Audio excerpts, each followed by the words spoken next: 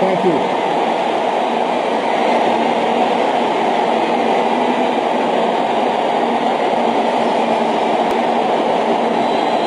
Thank you.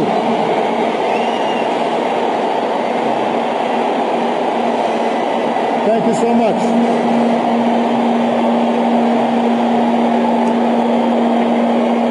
Thank you.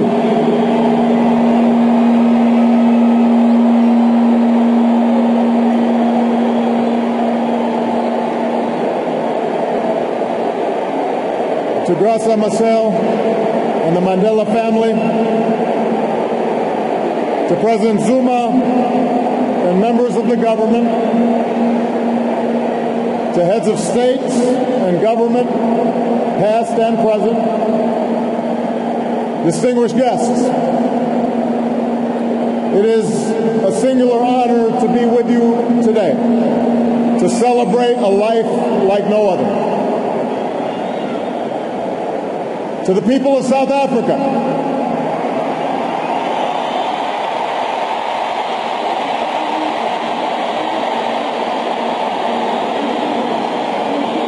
people of every race and every walk of life, the world thanks you for sharing Nelson Mandela with us. His struggle was your struggle. His triumph was your triumph. Your dignity and your hope found expression in his life, and your freedom, your democracy, is his cherished legacy. It is hard to eulogize any man, to capture in words not just the facts and the dates that make a life,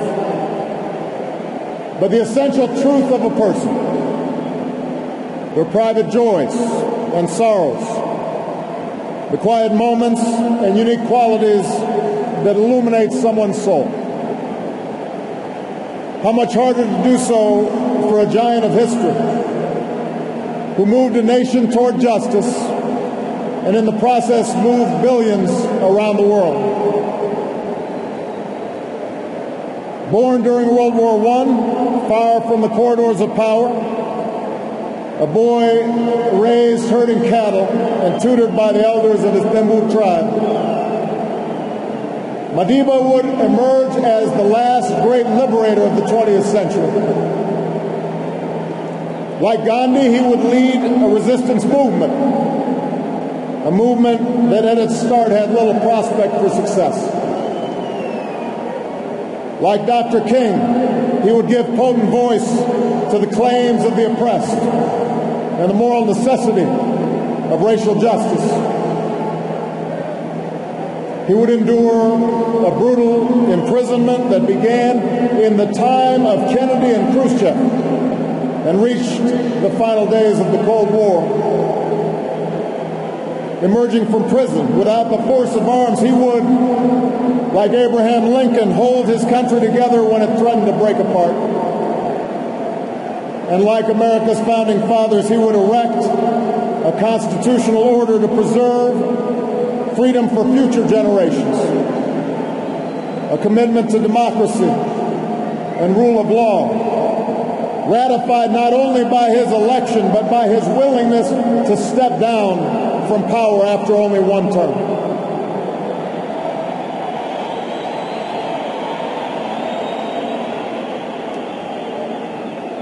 Given the sweep of his life, the scope of his accomplishments, the adoration that he so rightly earned, it's tempting, I think, to remember Nelson Mandela as an icon, smiling and serene, detached from the tawdry affairs of lesser men. But Madiba himself strongly resisted such a lifeless portrait.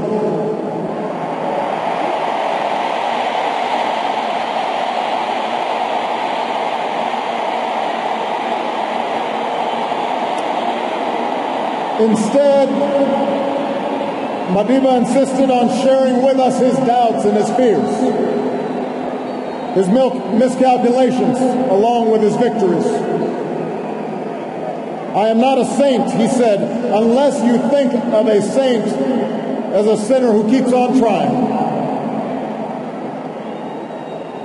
And it was precisely because he could admit to imperfection, because he could be so full of good humor, even mischief, despite the heavy burdens that he carried, that we loved him so. He was not a bust made of marble.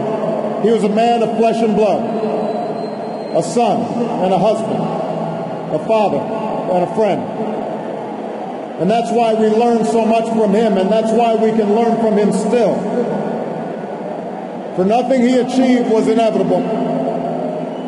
In the arc of his life, we see a man who earned his place in history through struggle and shrewdness and persistence and faith.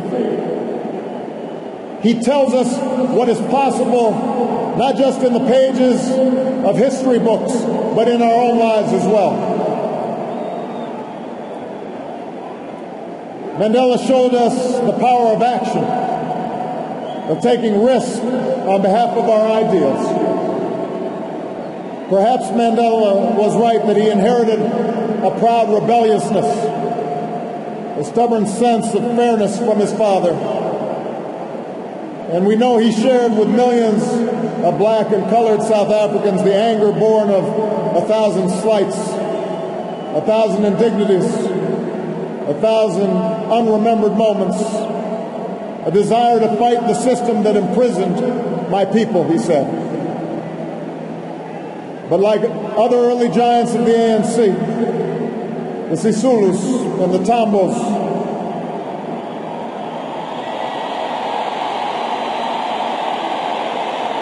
Madiba disciplined his anger and channeled his desire to fight into organization and platforms and strategies for action, so men and women could stand up for their God-given dignity.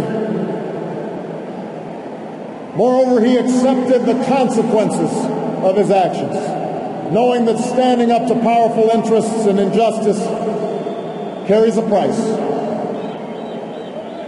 I have fought against white domination, and I have fought against black domination. I've cherished the ideal of a democratic and free society in which all persons live together in harmony and equal opportunities. It is an ideal which I hope to live for and to achieve, but if needs be, it is an ideal for which I am prepared to die.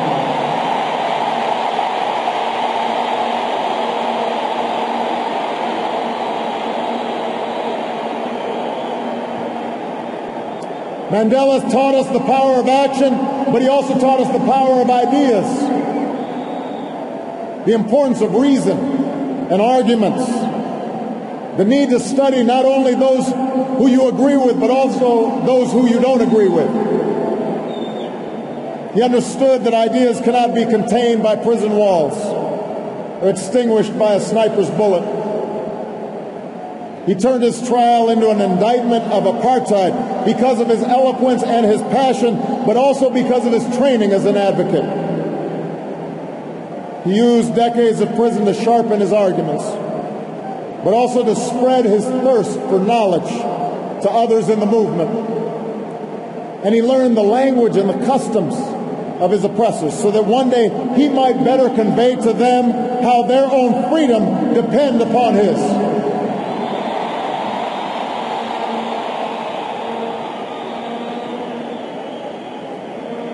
Mandela just demonstrated that action and ideas are not enough. No matter how right, they must also be chiseled into law and institutions. He was practical, testing his beliefs against the hard surface of circumstance and history.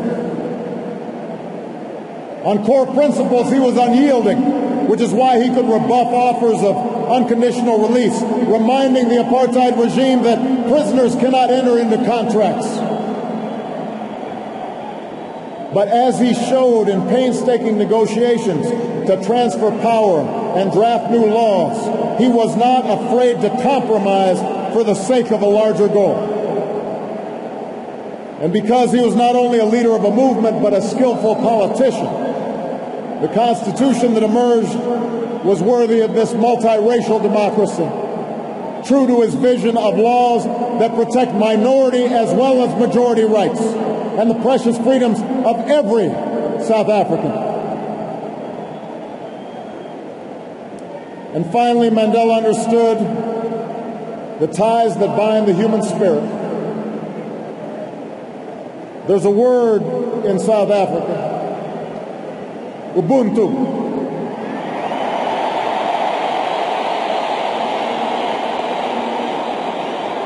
A word that captures Mandela's greatest gift. His recognition that we are all bound together in ways that are invisible to the eye. That there's a oneness to humanity. That we achieve ourselves by sharing ourselves with others and caring for those around us. We can never know how much of this sense was innate in him or how much was shaped in a dark and solitary cell.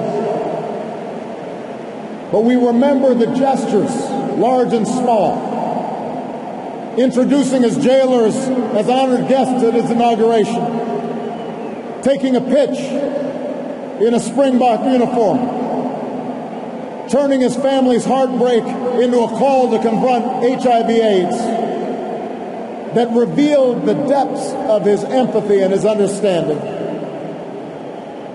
He not only embodied Ubuntu, he taught millions to find that truth within themselves. It took a man like Madiba to free not just the prisoner, but the jailer as well. To show that you must trust others so that they may trust you. To teach that reconciliation is not a matter of ignoring a cruel past, but a means of confronting it with inclusion and generosity and truth. He changed laws, but he also changed hearts.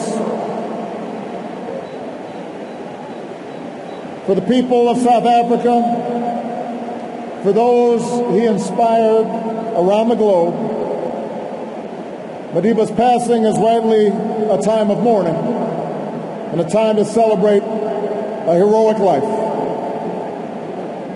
But I believe it should also prompt in each of us a time for self-reflection. With honesty, regardless of our station or our circumstance, we must ask, how well have I applied his lessons in my own life?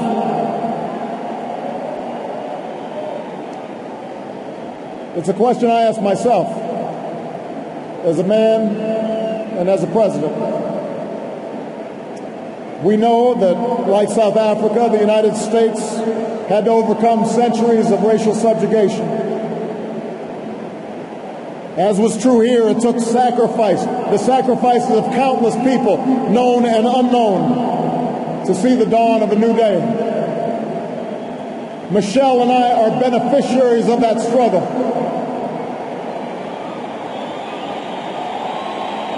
But in America and in South Africa and in countries all around the globe, we cannot allow our progress to cloud the fact that our work is not yet done. The struggles that follow the victory of formal equality or universal franchise may not be as filled with drama and moral clarity as those that came before, but they are no less important. For around the world today, we still see children suffering from hunger and disease. We still see rundown schools. We still see young people without prospects for the future. Around the world today, men and women are still imprisoned for their political beliefs and are still persecuted for what they look like and how they worship and who they love. That is happening today.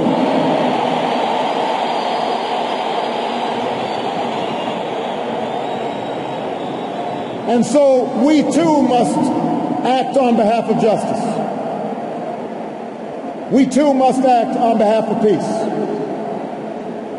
There are too many people who happily embrace Madiba's legacy of racial reconciliation, but passionately resist even modest reforms that would challenge chronic poverty and growing inequality.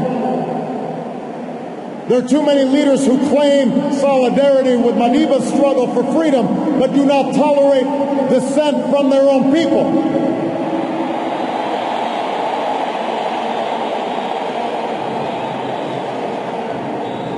And there are too many of us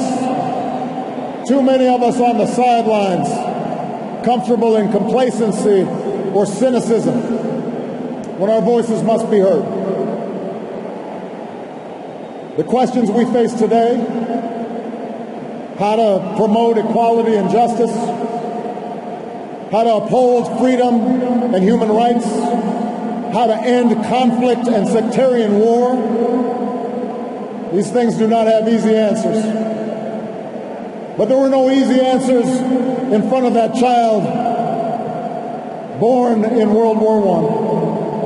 Nelson Mandela reminds us that it always seems impossible until it is done. South Africa shows that is true. South Africa shows we can change, that we can choose a world defined not by our differences, but by our common hopes. We can choose a world defined not by conflict, but by peace and justice and opportunity.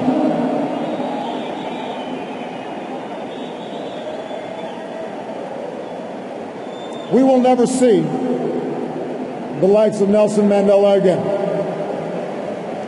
But let me say to the young people of Africa and the young people around the world, you too can make his life work your own.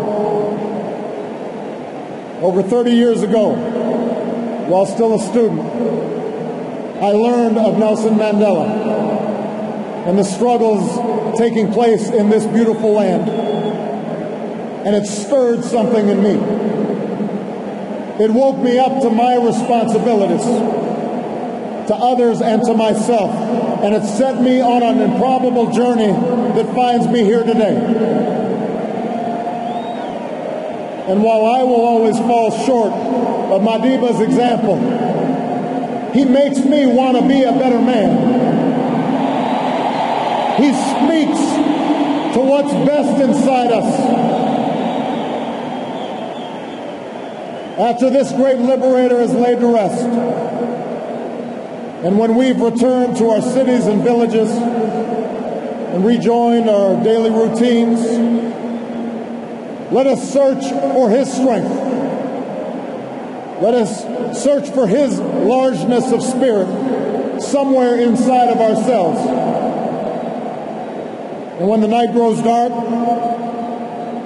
when injustice weighs heavy on our hearts, when our best laid plans seem beyond our reach, let us think of Madiba and the words that brought him comfort within the four walls of his cell. It matters not how straight the gate, how charged the punishment, the scroll. I am the master of my fate. I am the captain of my soul. What a magnificent soul it was. We will miss him deeply. May God bless the memory of Nelson Mandela. May God bless the people of South Africa.